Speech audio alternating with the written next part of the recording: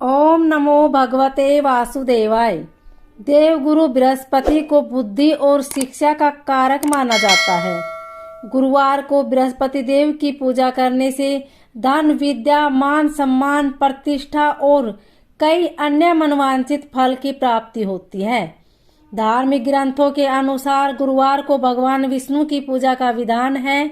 गुरुवार के दिन व्रत और कथा सुनने से घर परिवार में सुख समृद्धि बनी रहती है।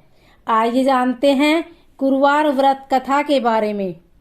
इससे पहले आप हमारे चैनल को सब्सक्राइब करें, बेल आइकन को प्रेस करें ताकि हमारी वीडियो की नोटिफिकेशन सबसे पहले आप तक पहुंचे। वीडियो को लाइक और शेयर जरूर करें। प्राचीन काल की बात है, किसी राज्य में एक बड़ा प्रतापी और दानी राजा राज्य करता था। वह हर गुरुवार को व्रत रखकर दीन दुखियों की मदद करके पुण्य करता था, परंतु ये बात उसकी रानी को अच्छी नहीं लगती थी। वह न तो व्रत करती थी और न ही दान पुण्य में विश्वास रखती थी। इतना ही नहीं, वह राजा को भी ऐसा करने से मना करती थी।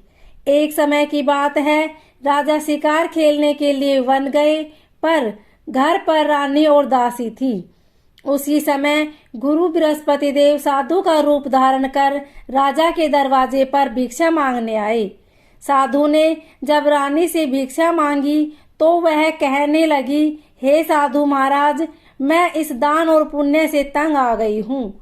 आप कोई ऐसा उपाय बताइए जिससे कि सारा धन नष्ट हो जाए और मैं आराम से रह सकूं।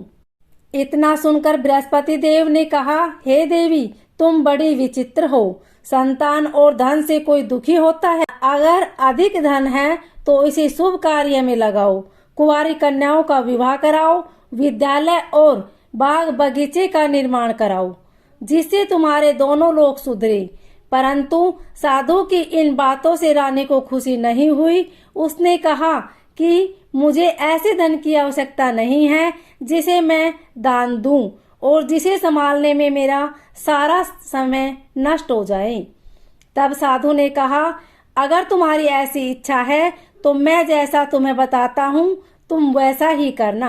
गुरुवार के दिन तुम घर को गोबर से लीपना, अपने बालों को पीली मिट्टी से धोना, राजा से हजामत बनाने को कहना, भोजन में मांस मंदिरा का प्रयोग करना, कपड़े धोबी के यहाँ धुलने देना।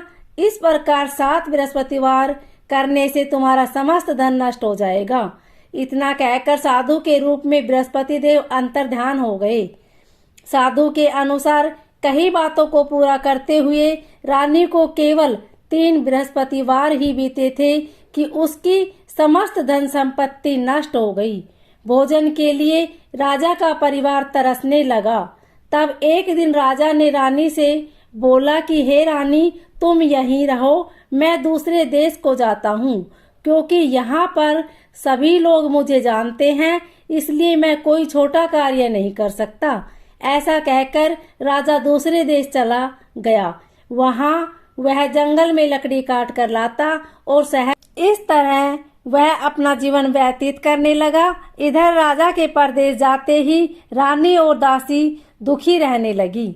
एक बार जब रानी और दासी को 7 दिन तक बिना भोजन के रहना पड़ा तो रानी ने अपनी दासी से कहा, हे दासी, पास ही के नगर में मेरी बहन रहती है, वह बड़ी धनवान है, तू उसके पास जा और कुछ ले आ ताकि थोड़ी बहुत गुजर बसर हो जाए। दासी रानी की बहन के पास गई। उस दिन गुरुवार था और रानी की बहन उस समय बृहस्पतिवार व्रत की कथा सुन रही थी।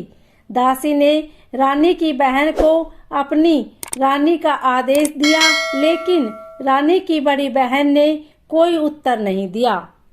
जब दासी को रानी की बहन से कोई उत्तर नहीं मिला तो वह बहुत दुखी हुई और उसे क्रोध भी आया। दासी ने वापस जाकर रानी को सारी बात बता दी। ये सुनकर रानी ने अपने भाग्य को कोसा। उधर रानी की बहन ने सोचा कि मेरी बहन की दासी आई थी, परंतु मैं उससे नहीं बोली, इससे वह बहुत दुखी हुई हो। कथा सुनकर और पूजा समाप्त करके वह अपनी बहन के घर आई और कहने लगी, हे बहन, मैं बृहस्पतिवार व्रत कर रही थी, तुम्हारी दासी मेरे घर आई थी, परंतु जब तक कथा होती तब तक न तो उठते हैं और न ही बोलते हैं, इसलिए मैं नहीं बोली। बताओ दासी क्यों आई थी? रानी बोली, बहन तुमसे क्या छिपाऊं, हमारे घर में खाने तक को अनाज नहीं है। ऐसा कहते कहते रानी की आंखें भर आई। उसने दासी समेत पिछले 7 दिनों से भूखे रहने की पूरी बात अपनी बहन को बता दी। रानी की बहन बोली, देखो बहन, भगवान बृहस्पति देव सबकी मनोकामना को पूर्ण करते हैं। देखो शायद तुम्हारे घर में अनाज रखा हो। पहले तो रानी को विश्वास नहीं हुआ, पर वह बहन के आग्रह करने पर उसने अपनी दासी को अंदर भेजा तो उसे सचमुच अनाज से भरा एक घड़ा मिल गया। ये देखकर रानी को बहुत हैरानी हुई, परंतु दासी रानी से कहने लगी, हे रानी, जब हमको भोजन नहीं मिलता तो हम व्रत ही तो करते हैं, इसलिए क्यों न इनसे व्रत और कथा की विधि पूछ ली जाए ताकि हम भी व्रत कर सके। तब रानी ने अपनी बहन से बृहस्पतिवार व्रत के बारे में पूछा। उसकी बहन ने बताया, बृहस्पतिवार के व्रत में चने की दाल और मुनक्का अर्पित करें तथा दीपक जलाएं, व्रत कथा सुने और पीला भोजन ही करें। इससे बृहस्पति देव और भगवान विष्णु प्रसन्न होते हैं। व्रत और पूजा की विधि बताकर रानी की बहन अपने घर को लौट गई। 7 दिन के बाद जब गुरुवार आया तो रानी और दासी ने व्रत रखा। वह गुड़साल में जाकर चना और गुड़ लेकर आई, फिर केले की जड़ तथा विष्णु भगवान की पूजा की। अब पीला भोजन की चिंता को लेकर दोनों बहुत दुखी हुई, क्योंकि उन्होंने व्रत रखा था, इसलिए बृहस्पति देव उनसे प्रसन्न थे। वह एक साधारण व्यक्ति का रूप धारण कर 2 थालों में पीला भोजन लेकर दासी को दे गए। भोजन पाकर दासी प्रसन्न हुई और फिर रानी के साथ मिलकर भोजन ग्रहण किया। उसके बाद वह सभी गुरुवार को व्रत और पूजा करने लगी। बृहस्पति देव की कृपा से उनके पास फिर से धन संपत्ति आ गई, परंतु रानी फिर से पहले की तरह आलस्य करने लगी।